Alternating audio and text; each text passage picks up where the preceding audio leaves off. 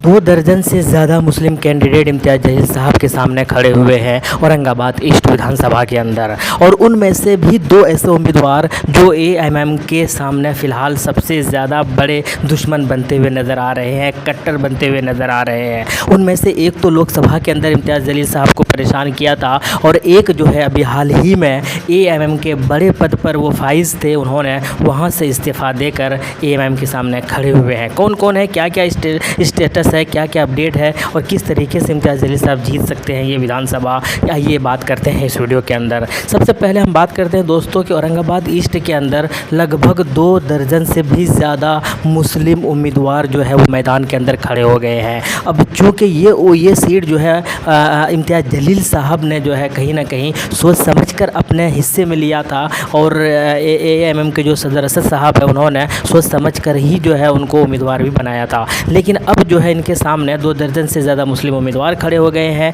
साथ के साथ एएमएम को इस्तीफ़ा देकर डॉक्टर अब्दुल गफ्फार कादरी साहब वो एमआईएम के सामने खड़े हो गए हैं इसी विधानसभा सीट से। और साथ के साथ अफसर खान जो लोकसभा से परेशान करते हुए नज़र आ रहे हैं एएमएम पार्टी के सामने। तो चलिए शुरू करते हैं दोस्तों। जो नए हैं वो बराए मेहरबानी चैनल को ज़रूर सब्सक्राइब करें और वीडियो को ज़रूर लाइक करें। सबसे पहले हम बात कर लेते हैं दोस्तों अफसर खान के बारे में। ये वही अफसर खान है जो औरंगाबाद लोकसभा सीट पर जब इम्तियाज़ जलील साहब मैदान के अंदर आए थे तो इन्होंने भी जो है वीवीए के पार्टी की तरफ से अपने आप को उम्मीदवार जो है डिक्लेयर किया था, यानी वीवीए ने इनको टिकट दिया था और एमआईएम के ऊपर हमला करते हुए आ रहे थे शुरू से। और उन्होंने जो है इस लोकसभा के अंदर 69,000 के आसपास वोट लाया था। लेकिन मज़े की बात है कि जिस सीट से, क्योंकि एक लोकसभा के अंदर 6 विधानसभा सीटें होती है, तो यहाँ से जहाँ से इन्होंने ये चुनाव लड़ रहे हैं औरंगाबाद ईस्ट से, तो उस लोकसभा के अंदर औरंगाबाद ईस्ट से अफसर खान जो है वो मात्र 8,000 के आसपास 8,145 वोट लेकर आते हैं औरंगाबाद ईस्ट से। और इसी विधानसभा से औरंगाबाद ईस्ट से ही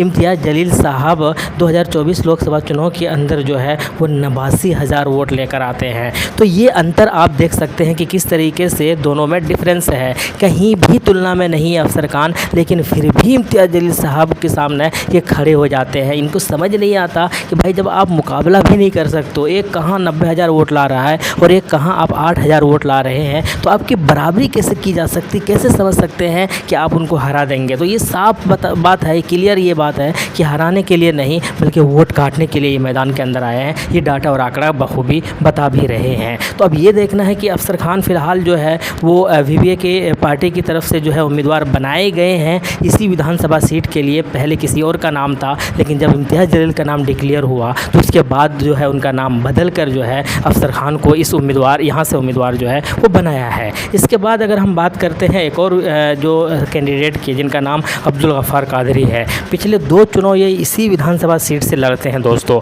और 2014 की अगर बात की जाए तो 64-65 के हज़ार के आसपास ये वोट लाते हैं, वहाँ भी दूसरे नंबर पर रहे हैं, जीत नहीं पाते, बीजेपी की जीत हो जाती है।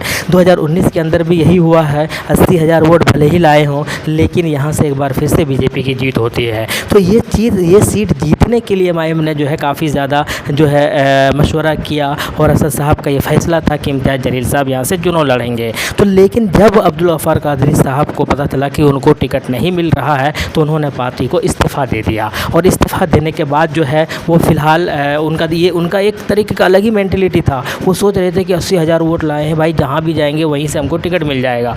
कांग्रेस के पास भी गए ये और अलग अलग जगह पर गए, कोई इनको भाव नहीं दिया। तो फाइनली जो है ये समाजवादी पार्टी में ज्वाइन कर लिए और अपने आप को जो है एक कैंडिडेट जो है खड़ा किए इसी विधानसभा से। तो अब ये देखना है कि कितने वोट लाएंगे। इनको गुमान ये है कि हम पिछली बार 80,000 वोट लाए थे, लेकिन इनको ये नहीं पता कि 80,000 वोट किस बेसिस पर लाए थे। एमआईएम के नाम पर लाए थे, मजलिस के नाम पर लाए थे, असद साहब के नाम पर आए थे, इम्तियाज़ जलील साहब की मेहनत के बाद आए थे। तो ये समझना बहुत बड़ा बेवकूफ़ी है। अब इसी चुनाव में पता चल जाएगी आप कितना वोट लाएंगे। आप पिछले बार 80,000 लाए थे ना, इस बार आप जो है 50,000 भी ला के दिखा दीजिए तो लोग मान जाएंगे आपको। तो ये भी साहब मैदान के अंदर है। पहली बात तो ये है कि जो वफादारी की बात करते हैं, जो एमआईएम के सिपाही की बात करते हैं, अगर उनको टिकट नहीं मिलता है तो वो पार्टी छोड़ देते हैं, तो वो सिपाही कभी नहीं हो सकता है, वो वफादार कभी नहीं हो सकता, वो लॉयल कभी नहीं हो सकता है। अब इसको ऐसे समझिए, मान लीजिए कि इम्तियाज़ जलील साहब औरंगाबाद सीट चुनाव हार गए हैं, लोकसभा की बात कर रहे हैं। अब अगले चुनाव में अगर असद साहब सोच समझ के ये कहेंगे कि भाई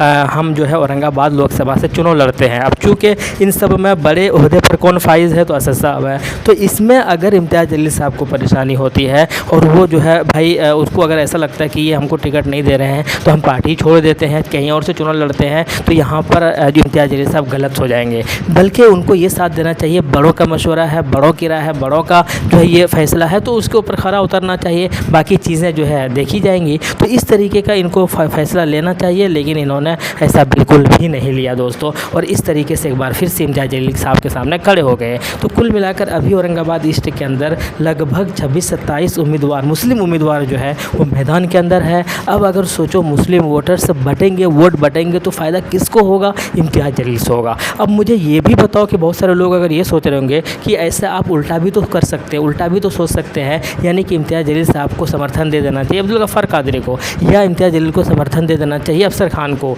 मुस्लिम उम्मीदवारों की अगर बात की जाए तो यही एक बड़े उम्मीदवार नज़र आ रहे हैं, बाकी तो सब छोटे छोटे ही उम्मीदवार नज़र आ रहे हैं, कम वोट लाएंगे, ये बात भी पता है। तो मुझे ये बताओ कि इनमें सबसे ज़्यादा वोट लाने की कैपेसिटी किसके अंदर है, किसके पास है? ऑब्वियसली इम्तियाज़ जलील साहब के पास। इन्होंने प्रूव भी कर दिया लोकसभा के अंदर, जब लोकसभा चुनाव में ये 90,000 इसी विधानसभा सीट से लाते हैं और उनके सामने जो अफसर खान है वो 8,000 के आसपास वोट लेकर आते हैं। तो आप समझिए कि बड़ा कौन है यहाँ से, जीत की पॉसिबिलिटी किसकी है, कौन ज़्यादा आसानी से जीत सकता है? ऑब्वियसली इम्तियाज़ जलील साहब जीत सकता है, तो बाकी लोगों को तो ऐसे ही खड़ा नहीं होना चाहिए। लेकिन यहाँ पर बात ये है ना कि भाई बस करेंगे, चाहे पैसे के लालच पे खड़े होंगे, चाहे किसी और चीज़ के लालच में खड़े होंगे, लेकिन हम खड़ा होंगे और मुस्लिम क़यादत को मजबूत नहीं होने देंगे। शायद इन्होंने यही ठान के रखा हुआ है। अब इम्तियाज़ जलील और इमाम की अगर बात कर लेते हैं, पूरे महाराष्ट्र के अंदर सिर्फ 16 सीट पर अपना चुनाव लड़ रहे हैं, सिर्फ 16 सीट पर अपना उम्मीदवार उतारे हैं। तो बाकी 288 सीट में से सिर्फ 16 सीट, आप समझ सकते हैं कि एमआईएम ने किस तरीके से,